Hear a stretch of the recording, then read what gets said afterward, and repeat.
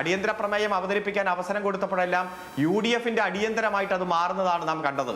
കുറച്ചു നാളായി വ്യാജ ആരോപണങ്ങളും കള്ളവാർത്തകളും നുണപ്രചരണങ്ങളുമായി ബന്ധപ്പെട്ടുകൊണ്ട് ജനങ്ങളെ തെറ്റിദ്ധരിപ്പിക്കാൻ പ്രതിപക്ഷം എന്നാൽ എല്ലാത്തിനെയും എതിർക്കുന്ന പക്ഷമായി കേരളത്തിലെ പ്രതിപക്ഷം അതമ്പതിച്ചു പോകുന്ന കാഴ്ച നാം കാണുകയാണ്. അതുകൊണ്ട് ഇവർ അവതരിപ്പിച്ച അടിയന്തര പ്രമേയമെല്ലാം പ്രതിപക്ഷത്തിന്റെ അടിയന്തരം ശരിക്കും നിയമസഭയിൽ തന്നെ നടത്തുന്ന ഒരു സാഹചര്യം ഉണ്ടായി. ഏതെങ്കിലും ഒരു ആരോപണമോ അല്ലെങ്കിൽ ഇവർ ഉന്നയിച്ച ആക്ഷേപമോ പൊതുസമൂഹത്തിൽ ഒരു ദിവസത്തിലധികം നിലനിൽക്കുന്ന സാഹചര്യം ഉണ്ടായിട്ടില്ലല്ലോ.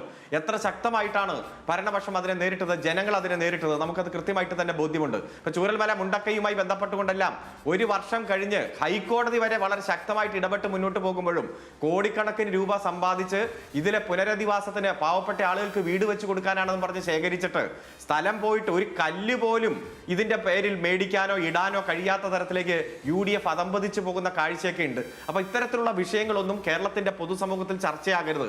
അതുകൊണ്ട് അനാവശ്യ വിവാദങ്ങളുമായിട്ട് ഇവർ ഇറങ്ങിത്തിരിക്കുകയാണ്. ശബരിമലയുമായി ബന്ധപ്പെട്ടുകൊണ്ട് ചില ചോദ്യങ്ങൾ നമ്മുടെ മുന്നിലുണ്ട്. ആ ചോദ്യങ്ങൾക്ക് കൃത്യമായിട്ട് ഉത്തരം വേണം. കാരണം കൃത്യമായി 1999 സ്വർണം പൂശിയ ധാരപാലക പാളിയുമായി ബന്ധപ്പെട്ടുകൊണ്ട് ചെമ്പ് എന്ന് എഴുതാൻ കാരണം എന്താണ്? അതുപോലെ തന്നെ ഒരു വ്യക്തിയുടെ കയ്യിൽ ഇത് കൊടുത്തുവിടാൻ കാരണം എന്താണ്? സ്വർണം പൂശാൻ 39 ദിവസം ആ വ്യക്തി കൈവശം വയ്ക്കാൻ കാരണം എന്താണ്? തിരിച്ചു കൊണ്ടുവന്ന് അത് റീപ്ലേസ് ചെയ്യുമ്പോൾ, സ്വർണം പൂശിയ പാളി റീപ്ലേസ് ചെയ്യുമ്പോൾ അതിന്റെ തൂക്കമെടുത്ത് അത് മഹസറിൽ രേഖപ്പെടുത്താത്തത് എന്തുകൊണ്ട്? ഇത്തരത്തിലുള്ള 3-4 ചോദ്യങ്ങൾ പൊതുസമൂഹത്തിലുണ്ട്.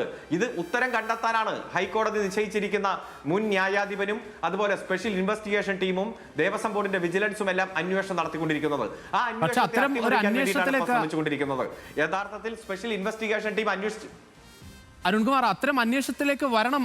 അതിലൊരു തർക്കമില്ല. താങ്കൾ ഈ പറഞ്ഞതൊക്കെ തന്നെയാണ് ഈ ചോദ്യങ്ങളായി ഉയരുന്നത്. പക്ഷേ ആ സമയത്ത് ഉത്തരവാദിത്തപ്പെട്ട് ഉണ്ടായിരുന്ന ആളുകൾ അവർക്കെതിരെ ആരോപണം ഉയരുക സ്വാഭാവികമല്ലേ? കാരണം ഇപ്പോഴും ദേവസ്വം മന്ത്രിയും ദേവസ്വം ബോർഡ് പ്രസിഡന്റും അവിടെ നിന്നുകൊണ്ട് തന്നെ ഈ അന്വേഷണം നേരിടണം എന്ന് പറയുന്നതിലാണ് ചോദ്യം.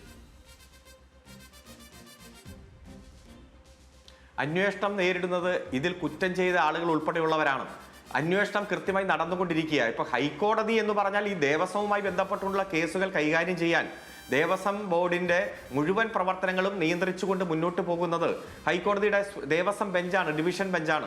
ആ ഡിവിഷൻ ബെഞ്ച് തന്നെയാണ് ഓരോ ഘട്ടത്തിലും കൃത്യമായിട്ടുള്ള നിർദ്ദേശങ്ങൾ കൊടുക്കുന്നതും പരിശോധന നടത്തുന്നതും ഇടപെടൽ നടത്തുന്നതുമെല്ലാം. ആ ഹൈക്കോടതി തന്നെയാണ് കൃത്യമായിട്ട് ഒരു സ്പെഷ്യൽ ഇൻവെസ്റ്റിഗേഷൻ ടീമിനെ വച്ചിരിക്കുന്നത്. ആ സ്പെഷ്യൽ ഇൻവെസ്റ്റിഗേഷൻ ടീം പ്രവർത്തനം ആരംഭിച്ച് മുന്നോട്ട് പോകുന്നു. ഒന്നുകിൽ സ്പെഷ്യൽ ഇൻവെസ്റ്റിഗേഷൻ ടീമിനെ ഞങ്ങൾക്ക് വിശ്വാസമില്ല, ഹൈക്കോടതിയെ ഞങ്ങൾക്ക് വിശ്വാസമില്ല എന്ന് പരസ്യമായി പ്രഖ്യാപിക്കാൻ UDF ധൈര്യം കാണിക്കണം. അല്ലെങ്കിൽ ഈ ഇൻവെസ്റ്റിഗേഷൻ ആരംഭിച്ചു കഴിഞ്ഞിട്ട് ഇന്ന രീതിയിൽ ആ ഇൻവെസ്റ്റിഗേഷൻ പ്രോപ്പറായിട്ട് മുന്നോട്ട് പോകുന്നില്ല എന്ന് ചൂണ്ടിക്കാണിക്കുന്ന സമീപനം ഉണ്ടാകണം. ഇത് രണ്ടും ഉണ്ടാകുന്നില്ലല്ലോ.